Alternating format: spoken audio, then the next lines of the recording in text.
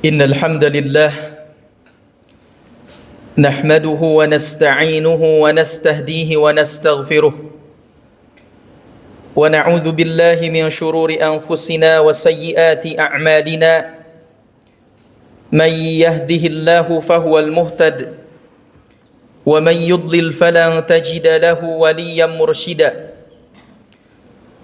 أشهد أن لا إله إلا الله وحده لا شريك له وأشهد أن محمدا عبده ورسوله لا نبي بعده الذي قد بلغ الرسالة وأدى الأمانة ونصح الأمة وجاهد في الله حتى أتانا اليقين اللهم صل وسلم وبارك على نبينا محمد وعلى آله وصحبه وسلم تسليما كثيرا فيا عباد الله أوصيكم وإياي بتقوى الله وطاعته كما قال الله عز وجل يا أيها الذين آمنوا اتقوا الله حق تقاته ولا تموتن إلا وأنتم مسلمون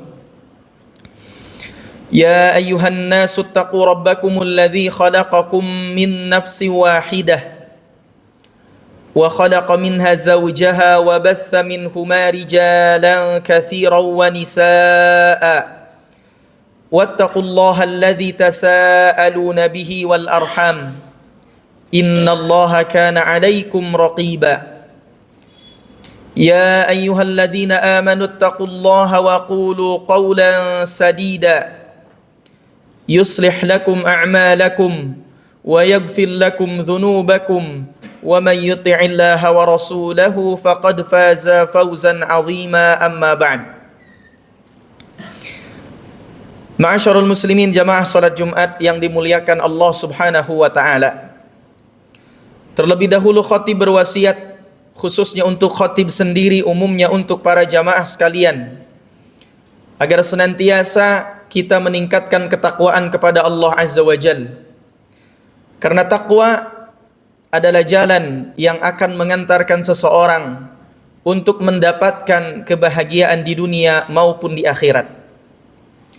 Sahabat Ali bin Abi Thalib radhiyallahu anhu pernah ditanya tentang makna ketakwaan. Maka beliau menjawab, at-taqwa hiya al-khawfu minal jalil. Takwa adalah takutnya kita kepada Allah al-jalil. Wal amalu bima fit tanzil, beramal dengan apa yang telah Allah turunkan, yakni Al-Quran. War ridha bil qalil, ridha dengan sesuatu yang sedikit. Wal isti'dadu liyaumir rahil, dan mempersiapkan diri untuk mempersiapkan diri untuk perjalanan jauh, yakni perjalanan akhirat. Ma'asyiral muslimin, jamaah salat Jumat yang dimuliakan Allah Subhanahu wa taala. Satu waktu ada seorang sahabat datang kepada Rasulullah sallallahu alaihi wasallam. Kemudian sahabat ini bertanya tentang satu hal penting. Kata sahabat ini, "Ya Rasulullah, dullani ala amalin idza amiltuhu ahabbani Allah wa ahabbani an-nas." Wahai Rasulullah, dullani ala amalin, tunjukkan padaku satu amalan. Idza amiltuhu, apabila aku beramal dengan amalan tersebut, ahabbani Allah wa ahabbani an-nas, aku akan dicintai oleh Allah sekaligus aku akan dicintai oleh manusia. Maka Nabi alaihi salatu wassalam menjawab, izhad fid dunya yuhibbuka Allah wazhad fima indan nas yuhibbukan nas. Kata Nabi sallallahu alaihi wasallam, izhad fid dunya, berlaku zuhudlah di dunia, yuhibbuka Allah, niscaya Allah akan mencintai dirimu. Wazhad fima indan nas, dan berlaku zuhudlah terhadap apa yang ada pada sisi manusia. Yuhibbukan nas, maka manusia akan mencintai dirimu. Ma'asyiral muslimin jamaah salat Jumat yang dimuliakan Allah Subhanahu wa taala, ternyata salah satu cara agar kita mendapatkan cinta Allah sekaligus cintanya manusia, sebagaimana kata Nabi SAW, adalah berlaku zuhud. Apa itu makna zuhud? Banyak orang yang berpikir bahwa zuhud itu meninggalkan dunia sepenuhnya. Banyak orang menganggap bahwa zuhud itu hidup sederhana, hidup miskin. Apakah benar zuhud seperti hal tersebut? Ternyata kalau kita lihat apa yang disampaikan oleh para ulama, zuhud bukan bermakna hidup miskin atau hidup sederhana, tapi yang disebut dengan zuhud adalah menjadikan orientasi kita hanya untuk mendapatkan akhirat. Tidak menyimpan dunia di dalam hati, tapi menyimpan dunia dalam genggaman tangan. Al-Imam Ibnul Qayyim rahimahullah, beliau pernah mengatakan, laisa zuhdu an tatruka dunya min yadika wa hiya fi qalbik, wa innama zuhdu an tatrukaha min qalbik wa hiya fi yadik. Kata beliau, laisa zuhdu, bukan termasuk zuhud, an tatruka dunya min yadika wa hiya fi qalbik. Engkau tinggalkan dunia dari genggaman tanganmu, sementara dunia selalu ada dalam hatimu. Wa innama zuhdu, tapi zuhud yang hakiki, zuhud yang sebenarnya, an tatrukaha min qalbik. Engkau tinggalkan dunia dari hatimu, wa hiya fi yadik, dan boleh jadi dunia ada dalam genggaman tanganmu. Khalifah Umar ibn Khattab radhiyallahu anhu, satu waktu beliau pernah punya kebun, kemudian kebun kurma. Satu waktu beliau mengecek kebun itu, melihat kebun itu, dan beliau lihat kebunnya luar biasa. Setelah pulang dari ngecek kebun tersebut, ternyata beliau melihat jamaah sholat asar sudah bubar untuk melaksanakan sholat asar. Jamaah sholat asar sudah pulang. Bermakna Khalifah Umar bin Khattab radhiyallahu anhu tidak sempat ikut sholat asar berjamaah gara-gara ngecek kebun. Apa yang beliau lakukan? Ternyata beliau merasa sedih, merasa menyesal, dan merasa berdosa ketika meninggalkan sholat asar berjamaah. Lantas apa yang beliau lakukan? Beliau umumkan di hadapan manusia pada waktu itu, kata beliau, karena aku telat sholat asar gara-gara ngecek kebun, maka mulai hari ini aku sedekahkan kebun itu untuk fakir miskin. Dan inilah yang dilakukan oleh mayoritas sahabat. Mereka bukan berarti meninggalkan dunia, tapi mereka tidak menyimpan dunia dalam hati. Ketika dunia itu menjauhkan diri mereka dari Allah, ketika dunia itu melalaikan mereka dari ibadah kepada Allah, maka mereka tinggalkan dunia tersebut. Dan apa hasilnya? Allah sampaikan di dalam Al-Quran, annal arda yarithuha ibadiyas salihun. Sesungguhnya bumi itu Allah wariskan buat hamba-hambanya yang salih. Sesungguhnya bumi Allah wariskan buat hamba-hamba yang salih. Ketika para sahabat melepaskan dunia untuk Allah, apa yang terjadi? Allah tundukkan kemudian dunia buat mereka. Kita tahu para sahabat radhiyallahu anhum ajmain setelah Rasulullah sallallahu alaihi wasallam wafat, kurang lebih menguasai 1/4 dunia ini. Bahkan kekaisaran Persia runtuh, Mesir runtuh, Al-Quds, negeri Syam juga runtuh, dan semuanya di bawah pemerintahan kaum muslimin. Masyarul muslimin, jamaah salat Jumat yang dimuliakan Allah Subhanahu wa taala, itulah hakikat zuhud. Jadi zuhud bukan berarti kita melupakan, meninggalkan dunia sepenuhnya, tapi menyimpan dunia dalam genggaman tangan.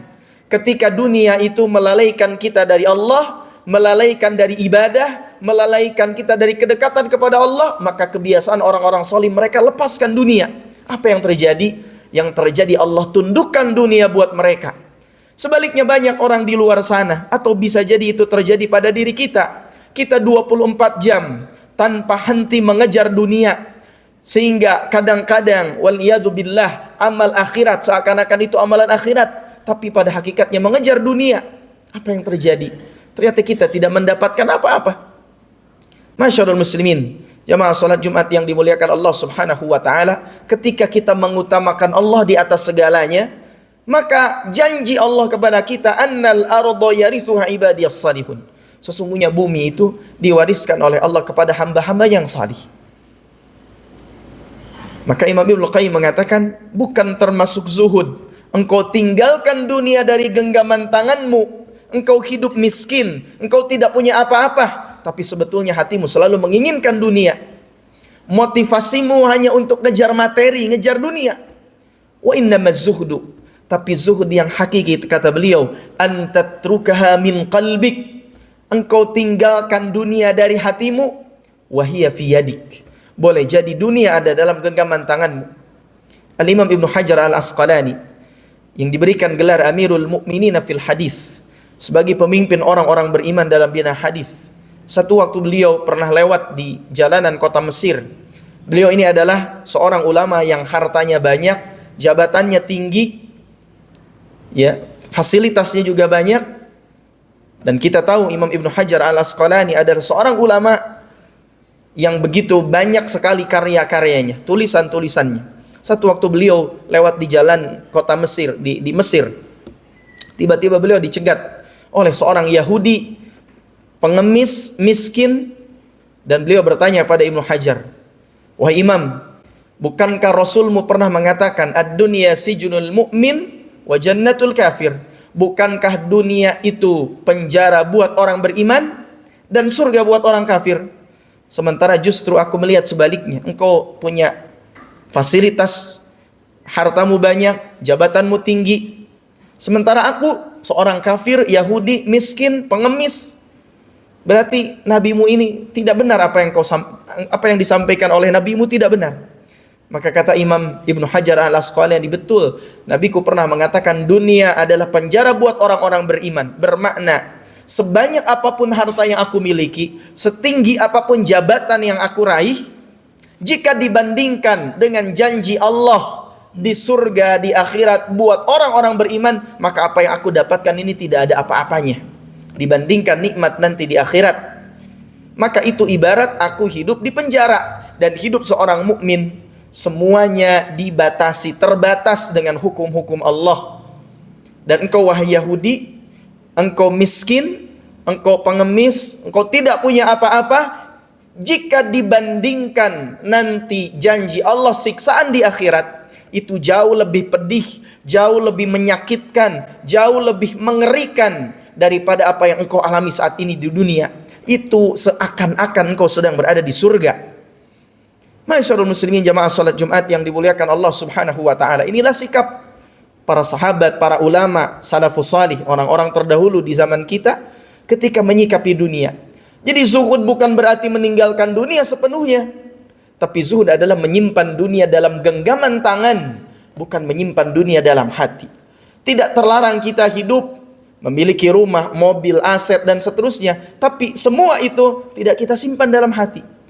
Karena ketika kita menyimpannya dalam hati, pasti kitalah yang akan dikendalikan oleh dunia. Tapi sebaliknya, kalau kita menyimpan dalam genggaman tangan, kitalah yang justru akan mengendalikan dunia. Masyarul muslimin, jamaah salat Jumat yang dimuliakan Allah Subhanahu wa taala, maka pesan Rasul sallallahu alaihi wasallam agar mendapatkan cinta Allah, izhad fid dunya yuhibbukallah. Berlaku zuhudlah di dunia, maka Allah akan mencintai dirimu. Wazhad fima indan nas, dan berlaku zuhudlah atas apa yang ada pada sisi manusia, apa yang ada pada orang lain. Yuhibbukan nas, niscaya manusia akan mencintai dirimu. Inilah yang disebutkan oleh para ulama. Janganlah kita la tuqarin nafsaka bil akharin. Janganlah engkau membandingkan dirimu dengan orang lain.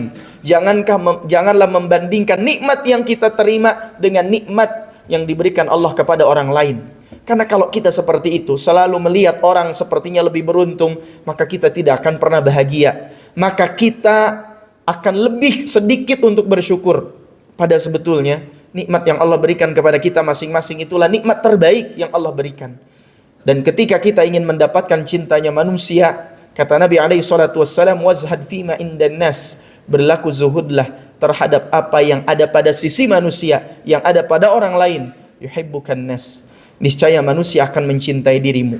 Semoga Allah Subhanahu wa taala senantiasa memberikan keistiqomahan kepada kita, menetapkan taufik dan hidayah dalam diri kita, dan kita dikaruniakan oleh Allah, dijadikan kita istiqomah dalam menyimpan dunia dalam genggaman tangan, bukan menyimpan dunia dalam hati kita. Hadanallahu wa iyyakum ajmain. Barakallahu li wa lakum fil Qur'anil azim, wa nafa'ani wa iyyakum bima fihi minal ayati wadh-dhikril hakim. Aqulu qawli hadza fastaghfirullaha li wa lakum.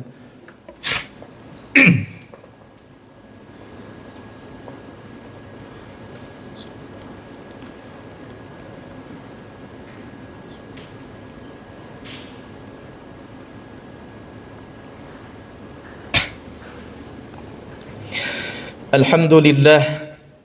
Alhamdulillah hamdan katsiran tayyiban mubarakan fih. Kama yuhibbu rabbuna wa yardah. Asyhadu an la ilaha illallah wahdahu la syarika lah. Wa asyhadu anna Muhammadan abduhu wa rasuluhu la nabiyya ba'dah.